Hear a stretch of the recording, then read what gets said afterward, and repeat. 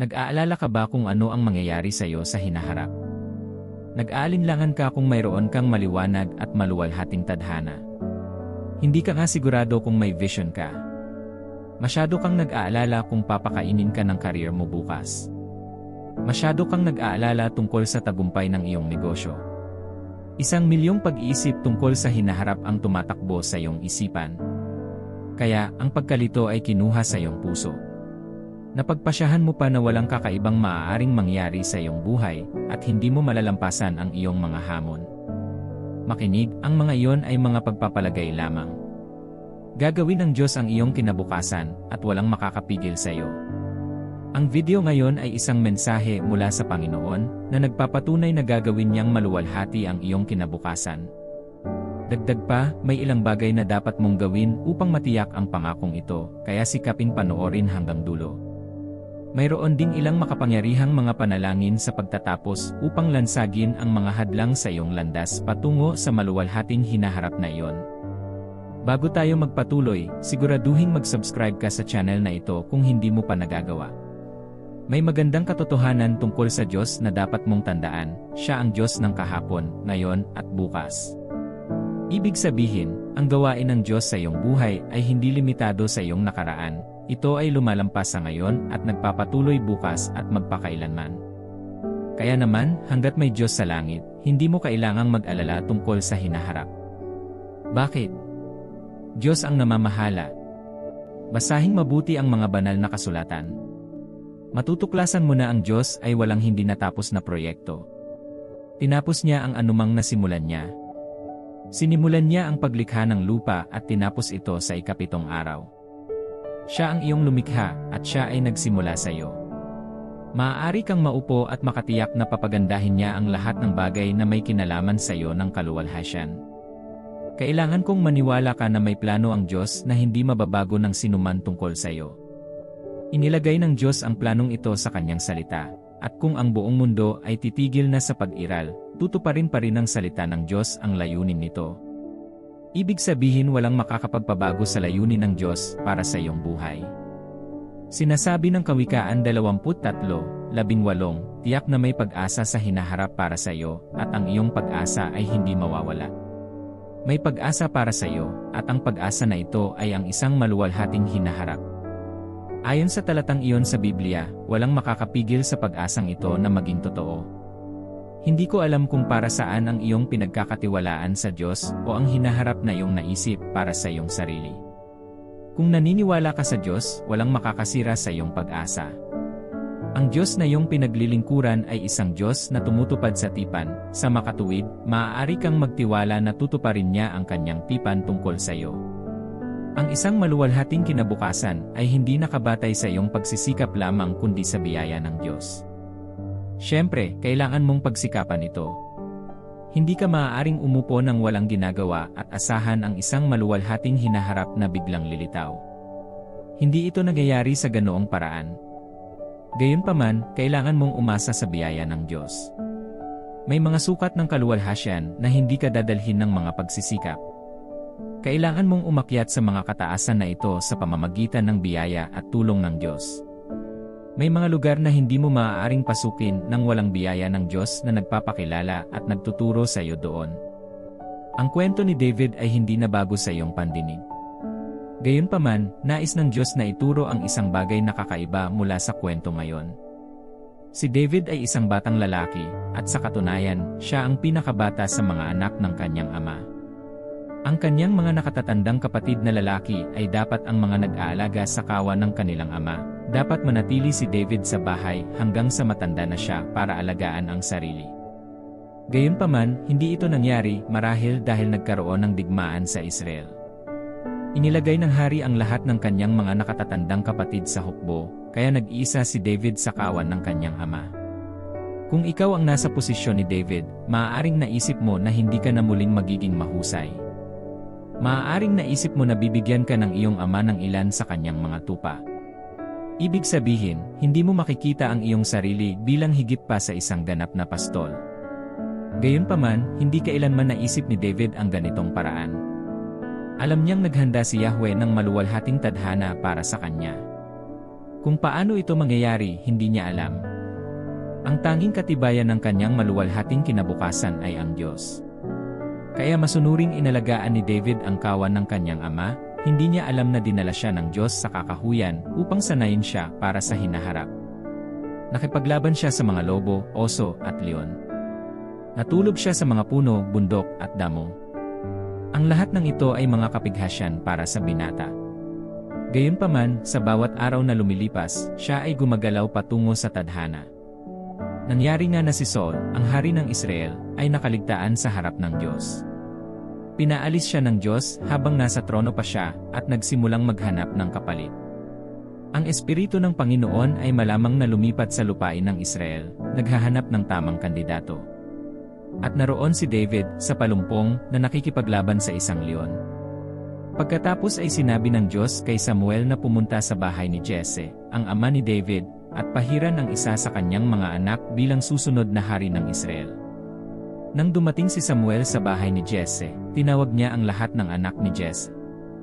Iniharap ni Jesse ang 7 nakatatandang kapatid ni David nang hindi man lang binanggit ang pangalan ni David.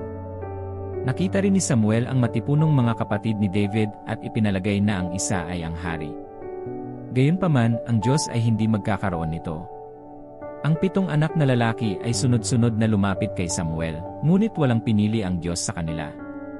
Pagkatapos ay kinailangan ni Samuel na magtanong kung si Jesse ay may iba pang mga anak na lalaki. Noon naalala ni Jesse na may anak siya sa Bosh. Makinig, maaaring nakalimutan ka na ng lahat, pati na ang mga miyembro ng iyong pamilya, ngunit hindi ka malilimutan ng Diyos. Siya ang mag-organisa ng mga kaganapan na hahantong sa iyong pag-alala, at tutuparin mo ang iyong maluwalhating tadhana. Sinabihan ni Samuel si Jesse na sunduin ang bata, at hanggang sa bumalik ang bata, walang upo. Bumalik si David mula sa kagubatan, at habang papalapit siya sa kanila, sinabi ng Diyos kay Samuel na pahiran siya bilang susunod na hari ng Israel. Tila panaginip iyon sa binata. Alam niyang itataas siya ng Diyos, ngunit hindi niya ito inisip sa ganitong paraan. Hindi siya anak ng hari o mula sa maharlikang pamilya, anak lang siya ni Jesse. Iyan ay dapat sabihin sa iyo na ang Diyos ay maaaring lampasan ang lahat ng bagay upang itaas ka.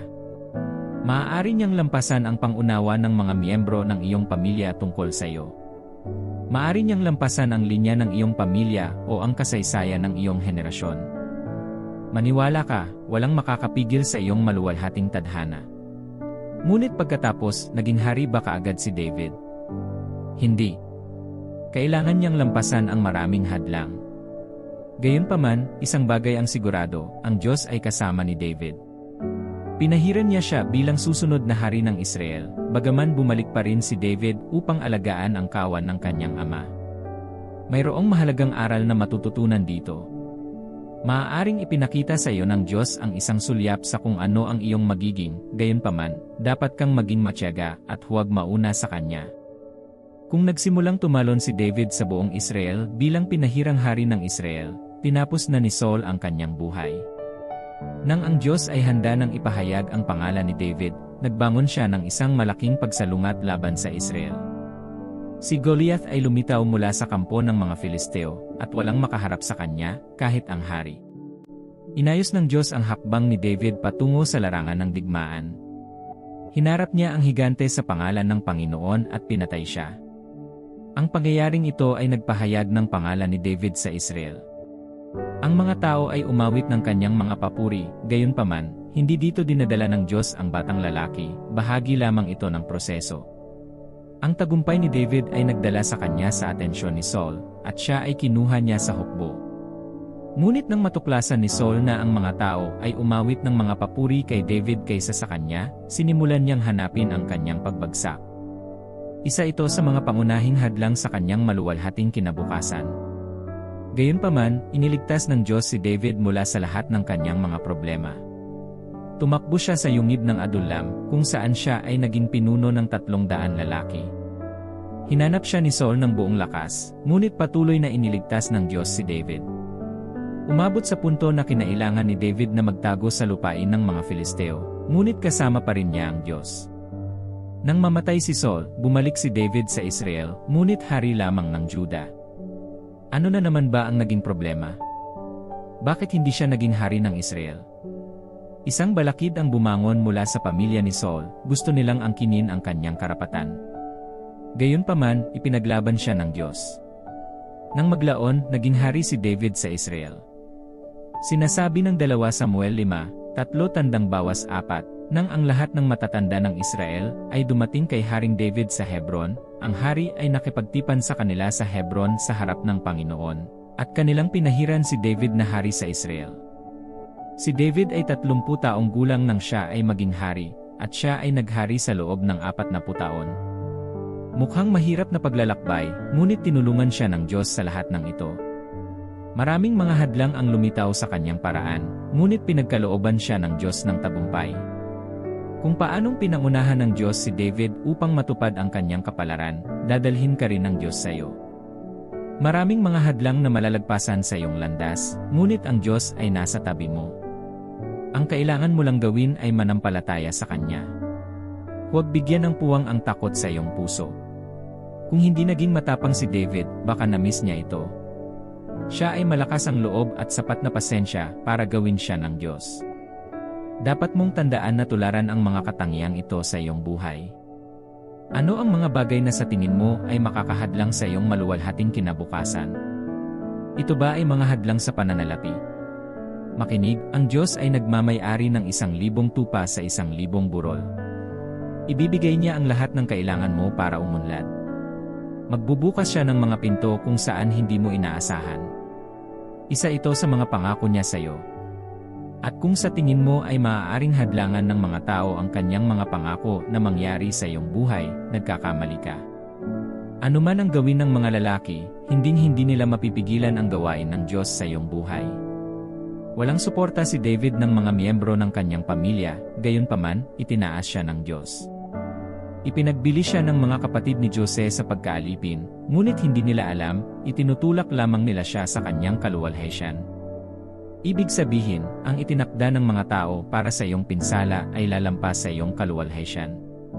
Kailangan kong alalahanin niyo ang kwento ng mga Israelita. Sinabi ng Diyos kay Moises na ililigtas niya sila mula sa pagkaalipin. Ang kailangan lang gawin ni Moises ay pumunta sa lupain ng Ehipto, sabihin kay Paraon kung ano ang sinabi sa kanya ng Diyos, at akayin ang mga tao sa lupang pangako. Gayunpaman, hindi ito ganoon kadali. Bakit? Tumanggi si Faraon na palayain ang mga tao. Kinailangan ng Diyos na ipakita ang kanyang sarili sa pamamagitan ng 1-0 sa Lot bago sila atubilin ni Faraon. Inakala ng mga tao na ang mga pamatok ng mga Ehipsyo ay sa wakas ay bumagsak sa kanilang mga lieg, ngunit sila ay nagkamali. Pagdating nila sa dagat na pula, ang nakita nila sa likuran nila ay ang mga karwahe at kawal ng Ehipto. Nabalot ng takot ang kanilang mga puso. Hindi sila makalusong sa ilog at hindi rin sila makabalik sa mga Ehipsyo. Pagkatapos ay nagsimula silang magreklamo at magmura kay Moises. Pagkatapos ay bumaling si Moises sa Diyos. Sinabi ng Diyos kay Moises na itaas ang kanyang tungkod sa dagat na pula. Kaagad, nahati ang dagat na pula, at ang mga Israelita ay lumakad sa tuyong lupa. Higit pa rito, inisip ng mga Ehipsyo na ito ay isang uri ng mahika, at nagpa siyang sundan sila sa gitna ng dagat. Pinahintulutan ng Diyos ang lahat ng mga Israelita na ligtas na makaraan sa dagat. Inutusan pa nga niya si Moises na iunat muli ang kanyang tungkod, at bumalik ang dagat sa posisyon nito. Ano ang nangyari sa mga Egyptian? Nilamon silang lahat ng dagat. Ano ang maaari mong makuha mula dito? Kung tatanggi ang iyong mga kaaway na ihinto ang pagharang sa iyong tagumpay, hindi magdadalawang isip ang Diyos na patayin sila. Maraming mga hadlang ang hinarap ng mga Israelita bago makarating sa lupang pangako.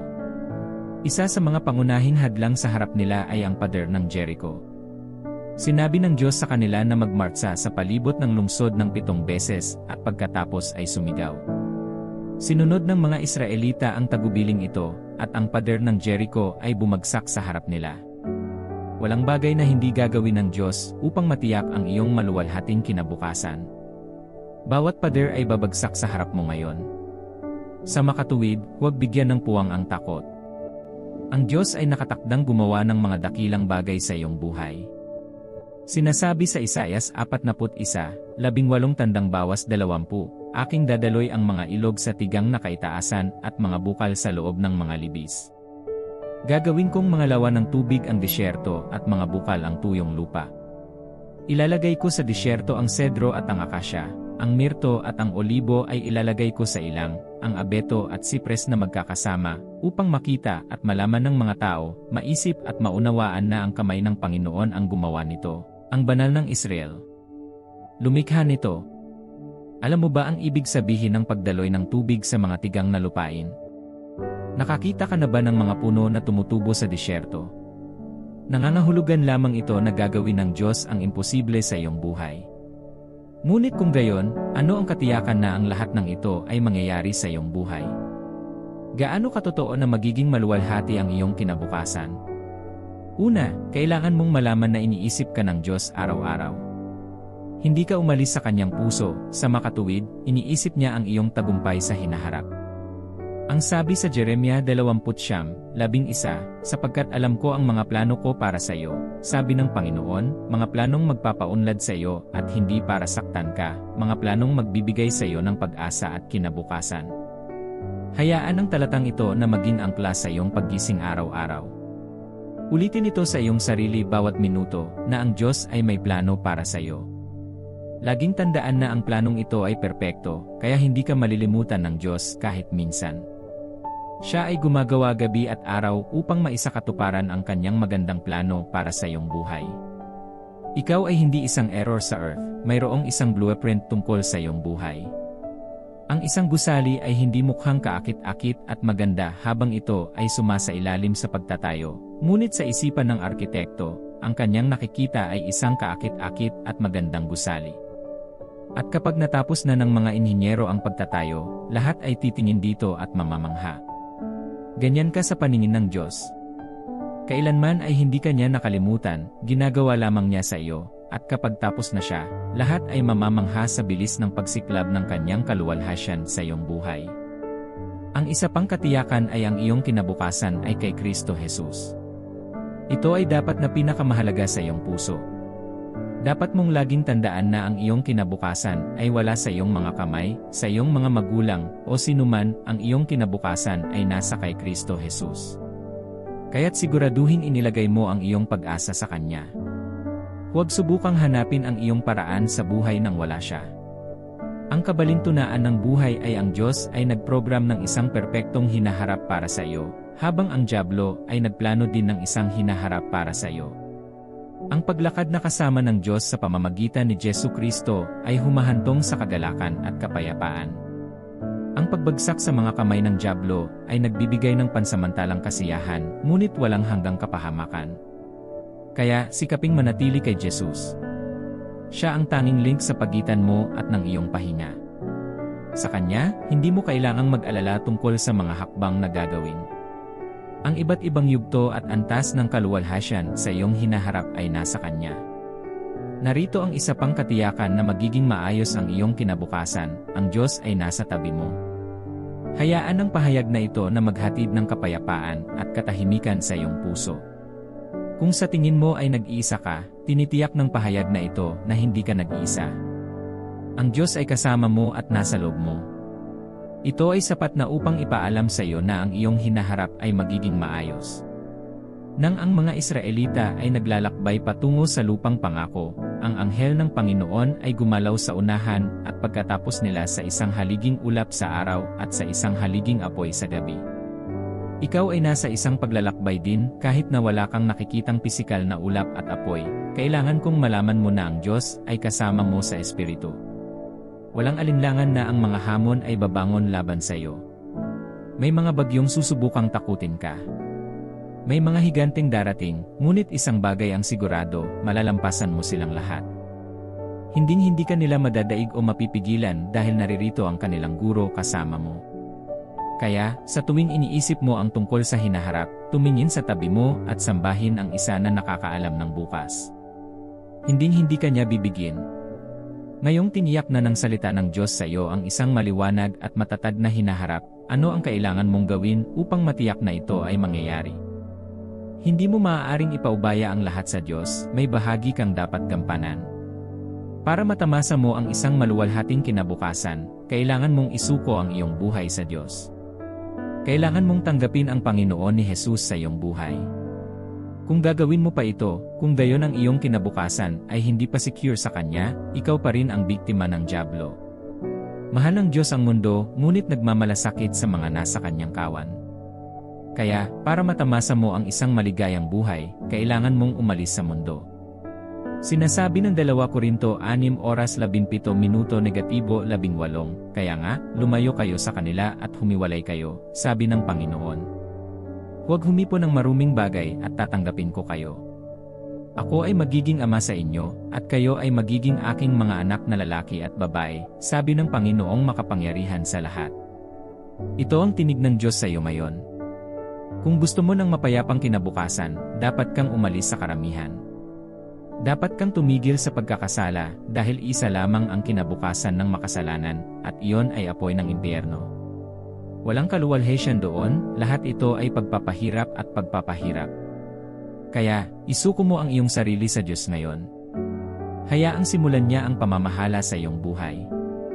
Huwag lumihis sa tamang landas. Manatiling nakatuon sa Kanya at tutuparin niya ang Kanyang mga salita tungkol sa iyong kapalaran. At kapag naisuko mo na ang iyong buhay sa Diyos, dapat mong simulan na sundin ang Kanyang mga salita. Susubukin ng Diyos ang iyong pagsunod sa mga pangkalahatang tagubilin sa mga banal na kasulatan. Kung masigasig mong mapapanatili ang mga ito, magsisimula siyang magbigay sa iyo ng mga tiyak na tagubilin para sa iyong buhay. Kaya, sikaping sundin ang mga utos ng Diyos. Ang iyong kaluwalhatian ay nakasalalay sa pagsunod sa Kanyang salita. Susunod, dapat mong ilagay ang lahat ng iyong tiwala sa Panginoon.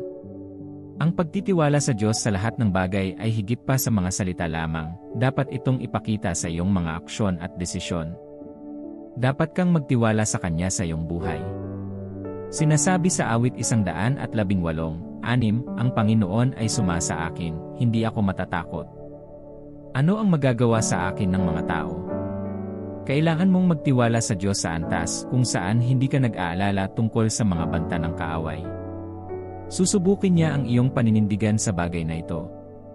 Kapag hindi binago ng banta ang iyong pananampalataya, gagamitin niya ang sitwasyon para itaguyod ka. Sa aklat ni Daniel, sinabi ng 3 Hebreo na hindi sila yuyuko sa imahen ni Nabucodonosor. Binantaan niya sila ng nagnininas na hurno, ngunit nanindigan sila. Inihagis niya sila sa maapoy na hurno, ngunit ang Diyos ay nasa gitna mismo ng apoy, naghihintay. Kaya, hindi napinsala ng apoy ang 3 lalaki dahil nagtiwala sila sa Panginoon. Alam mo ba kung ano ang nangyari pagkatapos ng kaganapang ito? Sinasabi ng Biblia sa Daniel 3:30 na itinaguyod ng hari sina Sadrach, Meshach, at Abednego sa Babylon. Hindi si Haring Nebuchadnezzar ang nagsulong sa mga lalaki, ang Diyos ang nag-promote sa kanila dahil nagtiwala sila sa Kanya sa lahat ng bagay. Kaya naman, makatitiyak ka na itataas ka ng Diyos kapag lubos kang nagtitiwala sa Kanya.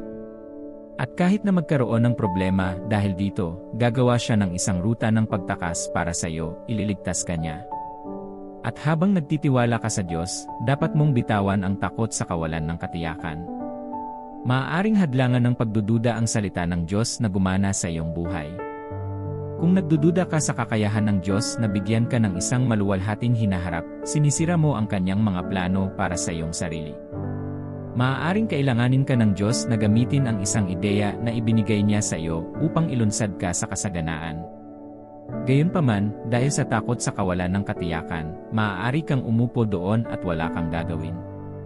Kaya, ang Diyos ay walang ibang pagpipilian kundi ang ikrus ang Kanyang mga kamay habang ikaw ay nag-aaksaya ng iyong oras sa pakikibaka. Kailangan mong maging matapang bilang isang leon, hindi mo kailangang matakot sa anuman. Nasa likod mo ang Diyos. Gayon din, hindi ka dapat makipaglaro sa mga panalangin. Kung nais mong matupad ang iyong kapalaran, ang panalangin ay dapat na iyong pang-araw-araw na pagkain. Bakit? Ito ang tanging channel upang ipasa ang iyong mga pasanin sa Diyos at marinig siya na nagsasalita ng kapayapaan sa iyong puso. Ang isa pang dahilan kung bakit kailangan mong ipagdasal ang bagay na ito ay para sa iyo na labanan ang iyong mga laban ng maaga. Dapat mong sirain ang mga kaaway ng iyong hinaharap bago ka makarating doon. Kaya, gawing lifestyle ang panalangin. Hindi ka dapat umasa sa ibang kapangyarihan maliban sa Panginoon. Kaya ngayon, magsasalita ka sa Panginoon tungkol sa iyong kinabukasan. Dapat mong ilakip ang pananampalataya sa mga panalangin ito dahil kung wala ito, sinasayang mo lamang ang iyong oras. Ngayon, manalangin tayo. Panginoon, binibigyan ko ng kaluwalhatian at karangalan ang iyong banal na pangalan ngayon. Salamat sa hininga ng buhay sa akin. Ikaw ang Diyos ng kahapon, ngayon, at magpakailanman. Kaya naman, natitiyak kong nasa iyo ang aking kinabukasan. Salamat sa iyong tulong sa nakaraan, at salamat sa iyong mga probisyon para sa hinaharap. Salamat dahil may plano ka sa buhay ko. Nilikha mo ako para sa isang layunin, at alam kong tutuparin ko ito sa pamamagitan ng iyong biyaya. Oh, salamat sa iyong biyaya. Salamat sa regalo ni Jesus. Sa pamamagitan niya at sa Kanya, mayroon akong pag-asa na hindi ako mabibigo. Panginoon, sinasabi ng iyong salita na kung tatakpan ko ang aking mga kasalanan, hindi ako unlad. Walang magandang kinabukasan para sa mga makasalanan. Kaya't ibinababa ko ang aking puso sa harap ng iyong kamahalan ngayon. Pakiusap, maawa ka sa akin. Sinubukan kong ituloy ang aking mga ambisyon nang wala ka, ngunit nabigo. Panginoon, mangyaring dalhin ako muli sa iyong kulungan at itatag ang aking mga paa sa iyo. Ipinapangako kong susundin ko ang iyong mga utos mula sa araw na ito. Hayaang ang banal na espiritu ay magsimulang manahan sa akin at banal na ayusin ang aking mga hakbang patungo sa aking kapalaran. Habang isinusumite ko ang aking mga plano at ambisyon sa iyo, bigyan mo ako ng kapangyarihan sa lahat ng hadlang sa aking maluwalhating tadhana. Ingatan mo ako mula sa lahat ng uri ng pag-atake mula sa mga puwersang espiritual sa mundo. Sinasabi ng Biblia na hindi ako nakikipagbuno sa laman at dugo, kundi sa mga pamunuan at mga kapangyarihan, espiritual na kasamaan sa matataas na dako. Ingatan mo ako sa kanilang mga impluensya, O Panginoon. Tinulungan mo si Joseph, tinulungan mo si David. Mangyaring tulungan mo ako ngayon. Nais kong matupad ang aking maluwalhating tadhana. Gawin ang lahat ng kanilang masasamang plano sa aking mga hakbang sa kaluwalhatian. Sorpresahin ako ng napakalaking turnaround. Sumasalungat din ako sa lahat ng uri ng sitwasyon na makapagpapahina sa aking kapalaran. Lumalaban ako sa mga karamdaman, mga hadlang sa pananalapi, at biglaang mga pangyayari tulad ng mga aksidente. Ikaw ang Diyos na nakakaalam ng lahat, alam mo ang mga detalye ng bawat araw ng buhay ko. Sa makatuwid, Panginoon, burahin ang mga pangyayaring ito sa aking landas. Bigyan mo ako ng maayos na kalusugan, pagpalain mo ako ayon sa iyong kayamanan at kaluwalhatian, at huwag hayaang magkaroon ng isang kakilakilabot na kaganapan sa aking daan. Tuparin mo ang iyong mga salita tungkol sa akin. Nabasa ko ang iyong mga pangako mula sa mga banal na kasulatan, ngunit kailangan kong maranasan ang mga ito. Naway maging katotohanan sila sa aking buhay. Ipinangako mo sa akin ang isang maluwalhating kinabukasan, naway magkatotoo ito sa takdang panahon. Hindi dapat ako nasa isang lugar magpakailanman. Sinabi mo na dadalhin mo ako sa susunod na antas ng aking buhay, kaya't isulong mo ako ngayon. Pagod na akong maghintay. Ibalik mo ang aking kalagayan, Panginoon. Naway iligtas ako ng iyong kapangyarihan sa lahat ng tanikala ng pagkaantala. Hayaang ilantad ng iyong liwanag ang dilim sa paligid ko. Panginoon, kung minsan ay naglalagay ka ng mga kaluluwa upang tulungan ang isang tao na matupad ang kanyang layunin. Kasama ni David si Jonathan at ang 300 matapang na lalaki, kasama ni Jose ang mayordomo ng hari at si Paraon. Kaya, Panginoon, mangyaring iugnay ako sa aking katulong. Lumikha ng isang malakas na alyansa sa pagitan ko at ng individual na itinalaga mo upang tulungan akong bumangon. Hindi ako dapat lumakad mag-isa, hindi ako dapat gumala sa hukay magpakailanman. Ngayon, ipinag-uutos ko na nakikipagkita ako sa aking katulong sa tadhana. Mula ngayon, naway ang may susi sa aking tagumpay ay magsimulang maghanap sa akin. Iyong ihanay ang aming mga landas, at ang aking buhay ay lilipat sa susunod na antas ng kaluwalhatian. Ama, bigyan mo ako ng ideyang iyon na magpapabago sa aking kwento. Bigyan mo ako ng karunungan sa kung ano ang gagawin upang mapabilis ang aking kapalaran. Binyayaan mo ang lahat ng tao ng isang regalo o talento, pakiusap, buksan mo ang aking mga mata upang matuklasan ang sa akin. Huwag mong hayaan na ang aking ningning ay hindi nagalaw habang ako ay umiiyak sa iyo. Kausapin mo ako kung ano ang gagawin. Ilantad sa akin ang ideyang iyon sa negosyo. Sabihin mo sa akin kung paano ito gagawin hanggang sa lumaki ako sa kasaganaan. Ipinangako mo sa akin ang isang maluwalhating kinabukasan. Sa kabila nito, ito ang isa sa mga susi dito, ihayag ito sa akin ngayon. Panginoon, pahiran mo ako para sa kadakilaan. Pinahiran mo si David, at mula noong araw na iyon, ang kanyang buhay ay nagsimulang magsalita ng kaluwalhatian. Pahiran mo rin ako ngayon. Pahiran mo ng langis ang aking mga mata at ang aking mga kamay para sa mas malaking pagsasamantala. Hindi ako dapat ordinaryong tao. Pahiran mo ang aking mga pagsisikap, hayaan silang gumawa ng mga resulta na lampas sa aking inaasahan. Ang aking kapangyarihan at ang aking lakas ay hindi makakamit ng maraming bagay, ngunit sa pamamagitan ng iyong pagpapahid sa aking buhay, maaari kong makamit ang lahat ng bagay. Kaya, ibuhos ang iyong langis sa akin ngayon.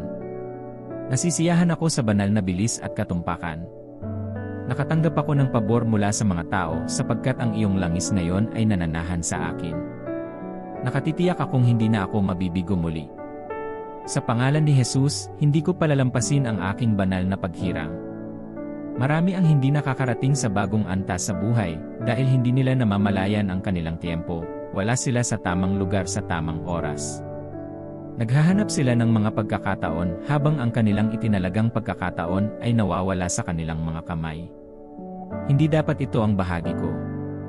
Hindi ko dapat palampasin ang pagkakataong ibinigay ng Diyos. Dapat nasa tamang lugar ako sa tamang oras.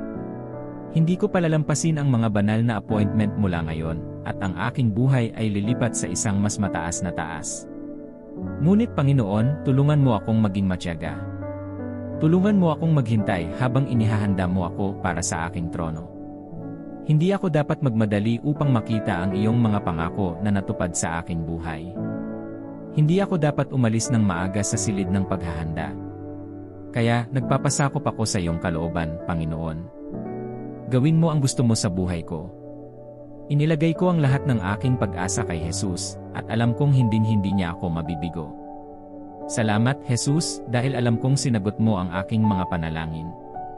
Ipinapahayag ko na ang aking kinabukasan ay puno ng iyong kaluwalhatian at mga pagpapala.